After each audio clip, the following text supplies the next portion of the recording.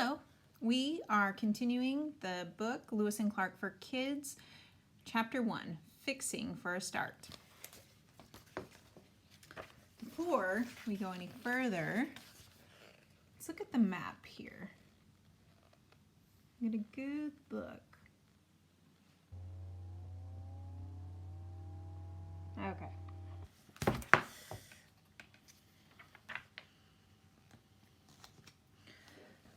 So before we go on the journey, it's taking us back to the two main characters, Lewis, who was born in 1774, Meriwether Lewis, and Clark, who was 4 years older. William Clark is born in 1770. Their place and time. Meriwether Lewis and William Clark were born before the United States was a nation. In the year of Clark's birth, British troops fired into the crowd in Boston. That should sound familiar. And around the time of Lewis's birth, the colonists rebelled with the Boston Tea Party, and Daniel Boone blazed a trail from east to the far-off land of Kentucky. So far off. Okay. 1774, Meriwether Lewis is born. When Thomas Jefferson became president, he wrote to a trusted friend and asked him to be his personal secretary. Meriwether Lewis was honored by the request. Lewis was born in 1774 at a place very close to Jefferson's family home in Virginia. Like President Jefferson, he was a planter's son. When Meriwether was just a young boy, his father, Lieutenant William Lewis, fought with George Washington against the British in the Revolutionary War. Meriwether rarely saw his father, so it must have been a special time when Lieutenant Lewis came home to visit in the fall of 1779. Sadly, when Meriwether's father left to rejoin the army, his horse fell while crossing a flooded and raging river. Lieutenant Lewis swam ashore and made his way back to his family's home, wet and bitterly cold. He developed pneumonia and died. Meriwether's mother remarried, and her new husband moved the family to Georgia, where they made a home in the wild, wooded country. From a very early age, it seemed as if Meriwether Lewis was destined to become a great explorer. He was curious and fearless, and he loved to roam. Barefoot, with his eager dogs at his side, he trampled through the woods surrounding his family's Georgia home. The land was rich with wildlife, and on their walks, the light-haired, blue-eyed boy and his dogs surprised deer and birds, and even an occasional black bear. By age 8, Lewis was skilled at fishing and hunting. Late at night, he roused his dogs and went hunting for possum and raccoon. When Lewis was 9, he was already so brave and confident that when he was charged by a crazed bull, he held his ground, raised his gun, and shot the animal. Lewis's mother, Lucy, taught him about the wild plants and trees surrounding their home. Lucy knew everything about how plants could be used as medicine, and she taught her young son how to recognize the plants and use them to treat illnesses. From her, Lewis also inherited a love for learning. Lucy's books were the most precious objects in their home. Though he loved tramping through the woods of Georgia, Lewis wanted an education. As the oldest boy in his family, he knew it would someday be his responsibility to take over his father's plantation. He also had a natural curiosity about the world and was eager to learn. Because there were no public schools at the time, Lewis set out to find a tutor. At age 13, he returned alone to Virginia and lived with a teacher. I don't know what to think about you guys all living with me. That would be something. Anyway, Lewis poured himself into his studies. He learned grammar, figures, math, geography, botany, which, if you don't know, is the study of plants, and history. He read great books, poems, and plays. More than anything, Lewis loved to read the journals of Captain James Cook, a British navigator who explored the Pacific and Antarctic Oceans. When he had time, Lewis stretched his long legs on hikes to the mountains of Virginia or to his mother's home in Georgia. He grew into a tall, handsome young man. Moody and somewhat shy, he felt more comfortable alone in the wild. Lewis wanted to see the world and wanted to continue his education.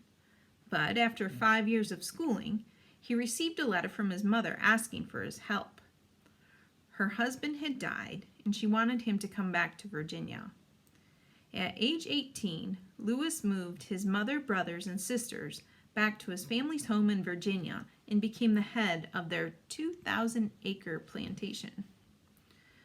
Lewis worked hard at managing the estate. He saw that the crops were planted and harvested, directed all daily tasks, and planned for his family's future. His days were full, but the life of a plantation owner was not for him. Lewis was restless. Whenever he had time, he rode his horse far and wide or trampled on foot all over the countryside. When Lewis turned 20, word spread throughout the country of a rebellion in the West.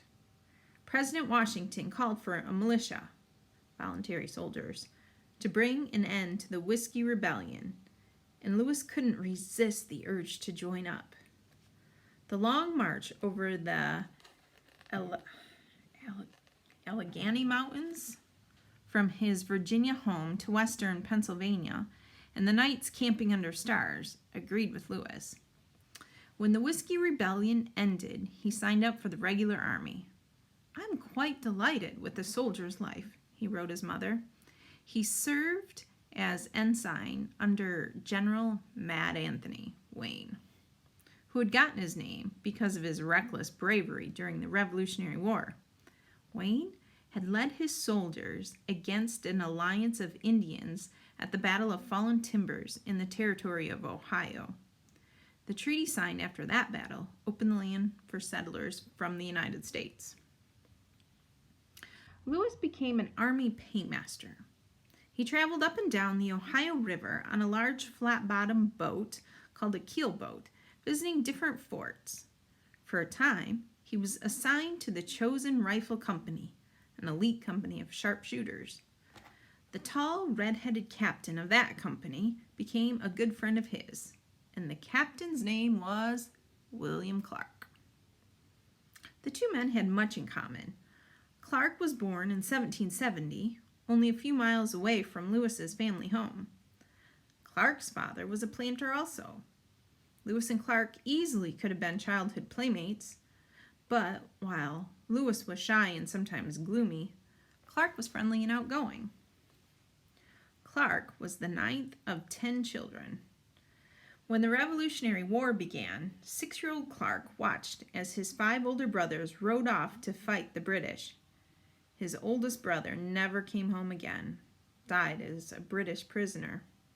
Another brother, George Rogers, was a great hero of the war and a close friend of Jefferson. His actions in battle secured the land that would someday become the states of Illinois, Kentucky, and Tennessee. Young William Clark must have been tremendously proud of his heroic brothers. When Clark was 15 years old, his family settled in the frontier land of Kentucky. The family built a log house, and Clark's father carved a plantation out of the wilderness. There were no towns, no schools, and very few neighbors in the new land. Clark wasn't able to get any formal education. He learned to read and write at home, and his brothers took the time to teach him about history, philosophy, and science. Clark, like Lewis, spent long hours tramping through the woods, hunting and fishing. Out in Kentucky, in addition to be wary of bears and other wild animals, young Clark had to stay alert for Indians. The Indians who lived here for so long were threatened by the new settlers and waged war against them. One of Clark's brothers was killed when Indians attacked the new settlement. When Clark was 19, he followed in his brother's footsteps and joined the military. He rose to captain, serving under Mad Anthony Wayne. When Lewis joined Clark's company, they quickly became friends. The two men saw in each other a trustworthy and honest companion. Lewis served in Clark's company for 6 months.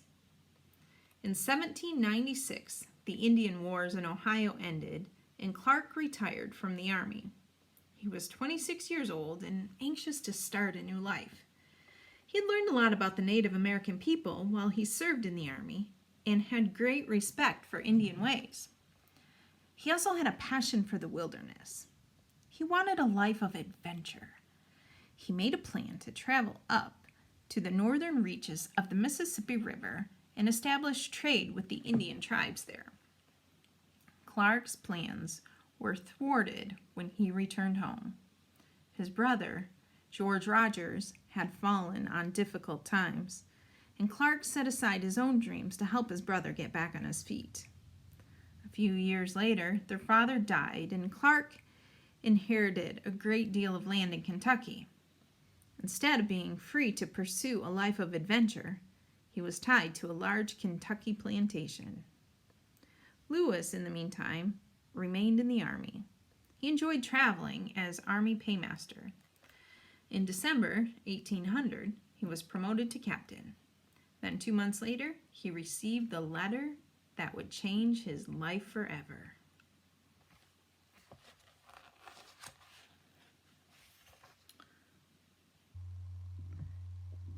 Going back to the Whiskey Rebellion.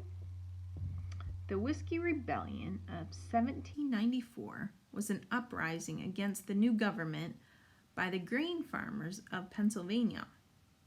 A tax on whiskey upset the farmers, whose chief product was whiskey. One of their first protests ended comically when 2,000 angry farmers marched against a U.S. fort in Pittsburgh. The people of the town gave them so much whiskey that the farmers were soon too drunk to do any damage. But when tax officials were tarred and feathered as they tried to collect taxes, President Washington took action. He called for the militia to put down the rebellion. The militia's appearance was enough to bring the revolt to a quick end. Though it doesn't seem like much now. At the time, the Whiskey Rebellion was a serious threat to the authority of the new government of the United States.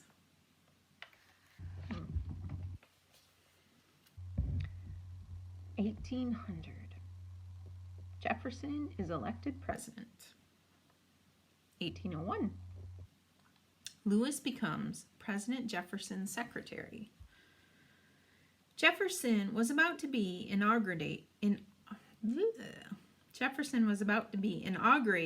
as President of the United States. He needed an assistant, someone trustworthy and intelligent. Lewis fit the bill. His military experience and contacts would be of great help to the president. Jefferson wrote to Lewis and asked him to join him as one of my family, to live at his house and to help him with all the duties he would take on as president of the country. Lewis replied that he would, with pleasure, accept the office. He took leave from the army and set out immediately for the capital of Washington. For the next 2 years, Lewis lived and worked in the president's house. He was the president's right-hand man, helping him with all the duties of running the government. He even delivered President Jefferson's State of the Union address to Congress, because the president hated giving speeches. For years, President Jefferson had thought about the lands to the west of the Mississippi River. Many countries were trying to lay claim on them. Spain, France, England, and Russia had all raised flags on some portion of North America. President Jefferson dreamed of a United States that would reach across the continent and hoped to stop these other countries from colonizing the western lands. The first step toward his dream would be to explore the length and breadth of the land. Even before the Louisiana Purchase, he wanted to send an expeditionary force to the west to find out about these unknown lands and report back on their discoveries. He had hoped such an expedition would find a water route to the Pacific Ocean that would prove useful as a future trade route. Also, President Jefferson had a scientist's curiosity. What was out there in the western lands? What undiscovered peoples, animals, and plants? He thought about it constantly.